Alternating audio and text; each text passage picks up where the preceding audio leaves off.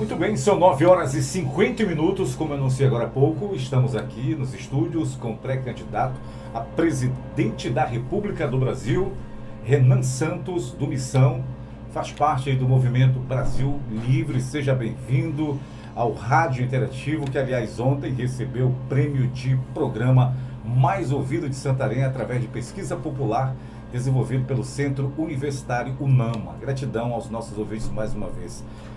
Antes de falarmos sobre propostas e os desafios do Brasil, eu gostaria que o senhor se apresentasse aos nossos ouvintes, à população de Santarém, oeste do Pará.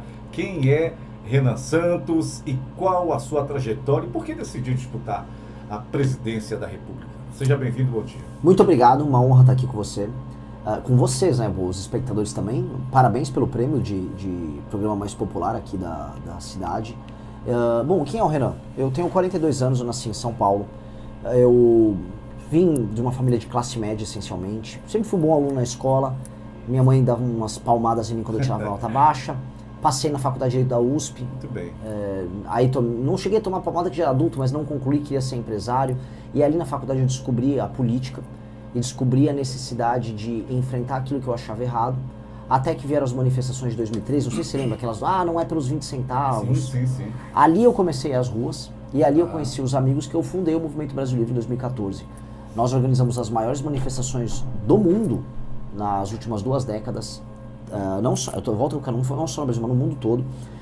Com base nisso nós derrubamos o governo da Dilma Rousseff, e estabelecemos ali o caminho para aquilo que a gente chama de direita no Brasil. Tanto com a parte boa quanto com a parte ruim. Acho que muito oportunista, muito picareta acabou pegando esse caminho que veio. E com base nisso, a gente foi muito crítico aos erros do governo Bolsonaro. Desenhamos uma ideia de uma direita que não ficasse preso nesses erros. E aí as pessoas falaram, tudo bem, você quer fazer isso? Então monte um partido, porque não adianta só tacar pedras, tem que ser vidraça também. Ou seja, não adianta eu criticar sem eu participar. Então, com base nisso, a gente montou um partido, foi o partido mais jovem a ser montado na história do Brasil. Partido, batemos todos os recordes de número de ficha, número de pessoas que se inscreveram. E aí, com o partido montado no final do ano passado, o grupo decidiu que eu era o pré-candidato à presidência. No começo eu relutei, falei, mas eu não sou o cara mais carismático do mundo. Falei, não, Renan, você foi o líder no processo, natural que seja você. Então, ok, então farei meu melhor. E, naturalmente, sempre sonhei em não apenas governar o Brasil, eu sempre sonhei em transformar o Brasil numa das maiores nações do mundo. Acho que a gente tem todo o potencial de ser uma das 5 nações mais influentes do mundo, junto com China, Índia, Rússia e com os Estados Unidos. O Brasil é um desses 5. Só que a gente pensa muito pequeno, a gente é um país sem ambição, um país que aceita a ingerência dos outros sobre a gente, um país que se auto-sabota. Com base nisso, a gente montou um plano, o plano está no meu plano de governo, que é o plano do Livro Amarelo, e nós estamos apresentando ele em todo o país. Muito bem. E qual o principal diagnóstico que o senhor faz hoje do nosso país? Nosso país, ele perdeu a ambição, e o nosso país se tornou um parque de diversão de corrupto.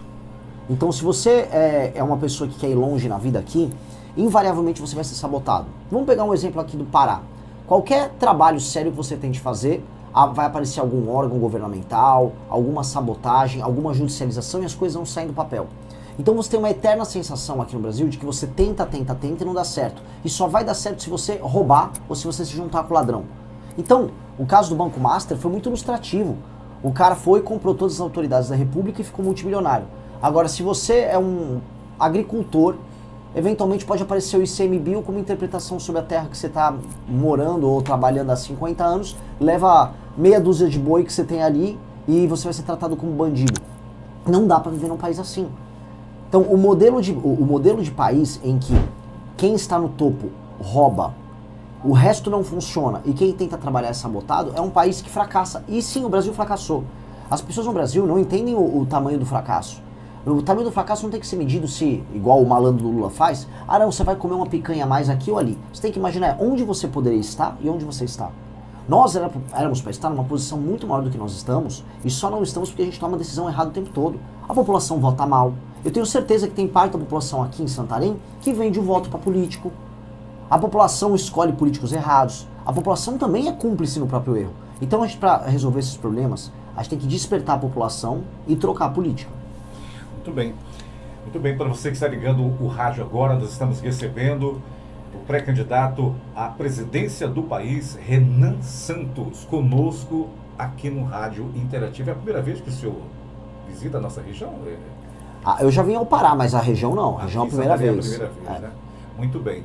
Então, você também pode fazer a sua pergunta, você que está em casa agora, nesse momento, tá bom? Vamos aproveitar, então, a presença aí do pré-candidato do Brasil, Renan Santos. Cite pra gente aí as 3 prioridades do seu governo, caso seja eleito. Olha só, as prioridades vão de acordo com aquilo que é mais básico pra gente. O brasileiro tem que conseguir pagar as contas sem se endividar e ele tem que andar na rua sem ser assaltado. Essas 2 coisas são essenciais. Então, para uma, a gente vai fazer uma reforma para cortar despesa do governo federal. Ontem, né, na verdade, anteontem saiu um artigo, uma entrevista, na verdade, bem bizarra, do novo ministro da Fazenda do Lula, falando o seguinte, falando que ele vai precisar cortar despesa. Ah, é sério? Quer dizer que no 4º ano do mandato do Lula ele está falando em cortar despesa? Cortar as despesas na época que a Janja viajava pelo mundo junto com o Lula, cortar as despesas quando eles taxaram todo mundo, não estava no cálculo, agora precisa. A Real sempre precisou. E a gente vai precisar cortar muita despesa, a gente vai arrumar briga com gente muito poderosa por cortar despesa, mas tem que cortar despesa. Do outro lado, eu vou precisar matar bandidos como se não houvesse amanhã. O Estado brasileiro precisa instituir aqui lei e ordem. E não tem lei e ordem no nosso país. Nós somos um país de anomia, em que a pessoa comete o crime e nada acontece. O estado do Pará está também no estado de anomia. Vocês são vizinhos aqui do estado do Amapá, que é o estado mais perigoso do Brasil, mas aqui tem uma cultura de banditismo, nem tanto ligada às facções, mas eu falo de banditismo local, perigosíssima. E uma cultura de impunidade, infelizmente, muito forte. Muitos brasileiros estão morrendo. Eu até dá meu celular aqui. Qualquer um. Aqui, ó. A regra para meu primeiro ano de mandato é: se você conseguir comprar esse aparelho aqui, um celular, e não se endividar, e ao longo do ano você andar na rua e ninguém roubar seu celular, a gente já venceu muito. A gente já melhorou muito a vida das pessoas. Porque significa que andar na rua vai ser seguro e que você vai poder consumir e não ficar quebrado, endividado. Ao fazer isso, a gente já abre o caminho para passar uma agenda de competitividade, para a gente poder trazer empresas de fora. Outra coisa que eu vou fazer, que é muito importante para cá, obras de infraestrutura. Porque se eu corto a despesa, os juros brasileiros abaixam. Quando os juros ficam mais baixos, preciso que todo mundo está assistindo entenda. Juros baixos faz com que invistam. E as pessoas vão investir muito em infraestrutura. Aqui no Pará, vocês precisam de muita infraestrutura. Estou falando de conexões de vocês em termos de rodovia e ferrovia com o resto do Brasil. E aí, para fazer isso, eu vou precisar parar com uma cultura de ONG, especialmente ONG que não é brasileira, que sabota a obra e sabota o funcionamento das coisas. Imagina, aquilo que aconteceu na Cargill, aquilo é uma sabotagem ao país. Eu vou brecar essa sabotagem. Ao arrumar esses detalhes, eu falo, são pequenos detalhes. No meu primeiro ano de mandato, o resultado vai ser muito grande. A gente vai voltar a ver o Brasil crescer mais de 3%, crescer 3, 4, 5% ao ano. E ao crescer nessa velocidade, as pessoas vão perceber um aumento de grana no bolso delas. Emprego, renda e grana. Muito bem. Aliás, a gente percebe que o país ele vive um ambiente de forte polarização política, né?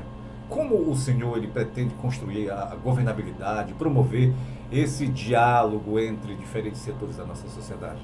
Tendo uma agenda. Você só consegue propor um diálogo com alguém se você sabe o que você vai propor. Se o presidente, imagina que o presidente da República é um vendedor. Se o vendedor está ali e ele não conhece o produto que ele quer vender, ou ele nem sabe o que ele está vendendo, o comprador vai né, falar, olha, eu não vou pagar nada por essa porcaria, não quero nada com você. Então, o presidente da República tem que ser um bom vendedor. E o bom vendedor conhece o produto a fundo, sabe o que quer vender, sabe o lucro que quer ter. Ou seja, eu tenho um plano de Brasil. Meu plano de Brasil pode ser que agrade um pedaço bem grande, por exemplo, eleitores do bolsonarismo, especialmente na parte de combater a bandidagem. Meu plano de governo pode ser que agrade eleitores do Lula na parte de soberania, já que eles são anti-americanos. Na parte de terras raras eu sou muito duro. Eu acho que o Brasil tem que construir o parque industrial em parceria com a galera da gringa, a galera de fora, mas aqui. Eu não estou preocupado muito com as cores das pessoas. Eu só vou exigir delas assim, eu não quero criminoso por perto, eu não quero nenhum tipo de bandido querendo fazer parte do meu governo, e eu não vou aceitar choque nem faca no pescoço sendo tocado por ninguém. Se quiserem briga, terão. Agora, se quiserem tratar a gente de maneira decente, eu vou tratar de maneira decente de volta. Muito bem, você falando aí em questão de violência, né, que você tem a estratégia para combater o crime organizado no país e fortalecer a segurança pública sem comprometer os direitos e garantias constitucionais? Sim. Primeiro que não os direitos e garantias constitucionais no Brasil, eles só existem no papel. Uma mulher que anda na rua voltando para casa dela, o medo que ela tem é de ser estuprada. Uma pessoa que tem um celular andando na rua, ela tem medo de ser roubada. Então o direito de ir e vir, um direito constitucional, ele não está garantido. Então o que a gente tem? A gente ficava se preocupando muito em garantir direitos para bandido e não garante o básico para o cidadão. Então isso é uma perspectiva muito maluca, porque os defensores dos direitos humanos não ligam para os direitos humanos das vítimas. E eu vou colocar a vítima em perspectiva, vou colocar a vítima como protagonista. Nesse sentido, nós precisamos libertar milhões de brasileiros que estão vivendo sob o jugo do crime organizado em favelas e cidades pequenas ao redor do Brasil. Nesse sentido, eu vou aumentar muito as penas para todos os crimes violentos. Roubou um celular, a mão armada, 30 anos de cadeia. Eu vou repetir, uma pessoa que apontou uma arma para outra pessoa não pode ficar menos de 30 anos na cadeia. Ponto. O ato de apontar uma arma para uma pessoa é um ato de se tornar o juiz da vida dela. Você determina se outra pessoa vive ou morre. Quem disse que uma pessoa pode fazer isso? Então, o assalto à mão armada, aqui no Brasil, a gente não dá nada por isso. O juiz pega às vezes a polícia pega um bandido que foi pego em flagrante num assalto à mão armada e o juiz solta na hora. Não. A pena tem que ser muito alta. A pessoa pegou uma arma para assaltar alguém, a pessoa tem que estar pronta para ser presa e nunca mais ver a luz do dia. As penas têm que aumentar de maneira desproporcionalmente alta com o que a gente tem hoje. Para ser proporcional com o que acontece no mundo. Vai lá na China pegar uma arma e assaltar alguém na rua para ver o que acontece com você. Em muitos casos você vai ser morto pelo governo, sem nem ter matado ninguém. Eu acho que a gente tem que tratar as coisas nesses termos, aumento de penas. Nós temos que utilizar a inteligência para prender as lideranças do crime organizado no Brasil, destruir o PCC, o Comando Vermelho e outras facções. E para a gente poder libertar as favelas e as comunidades que estão na mão das facções, nós vamos precisar colocar esses lugares em estado de defesa, que é um status especial conferido pela nossa Constituição, que permite que o poder público possa fazer suas operações, colocar toque de recolher se necessário naquele local e entrar na casa das pessoas, porque os bandidos se escondem na casa das pessoas, fazem as pessoas de refém às vezes. E aí eles escapam assim das operações. Nós vamos entrar na casa das pessoas e vamos pegar todos os bandidos. Como fazer isso, candidato, em relação a esse endurecimento das nossas leis, uma vez que a nossa Constituição existe muitas exceções? Nós vamos ter que aumentar as penas. Na verdade, o aumento de pena não é nem PEC, não é alteração à Constituição, é projeto de lei. E nós temos que alterar para cima todas as penas que nós pudermos para crimes violentos. Nós também vamos precisar restituir a prisão em segunda instância, porque isso afeta o crime colarinho branco, que também tem que ser pego e que está envolvido hoje com o crime organizado. Nós também vamos ter que alterar a lei de execuções penais para acabar com a progressão penal. Se você comete um crime violento, não tem progressão penal. Ou seja, para uma pessoa que está nos ouvindo, para entender, se uma pessoa te assaltou, levou teu celular ou apontou, vamos dizer, uma arma para você, de maneira muito clara, essa pessoa sendo presa pegou 20 anos, 30 anos, ela vai cumprir 20, 30 anos. Hoje a pessoa pega 6, 7, 8 e cumpre 1,5 e só sai. Isso acabou. Fala, meus queridos, aqui quem fala é o Alan do canal Inevitável Cortes, e no meu segundo mês postando cortes aqui no YouTube de figuras do Partido Missão e do MBL, eu faturei cerca de 25 mil reais ou um pouquinho mais de 4 mil dólares. E se você tem interesse em estar criando seu próprio canal de cortes, eu preparei um treinamento 100% focado, mostrando o passo a passo para você estar conseguindo fazer seus cortes de figuras do Partido Missão e do MBL. Para acessar o treinamento é só clicar no primeiro link da descrição ou ler o QR Code que está aparecendo aqui no meio da tela agora. E se você gostou desse vídeo, não se esqueça de deixar o like e se inscrever no canal. Te vejo no próximo vídeo.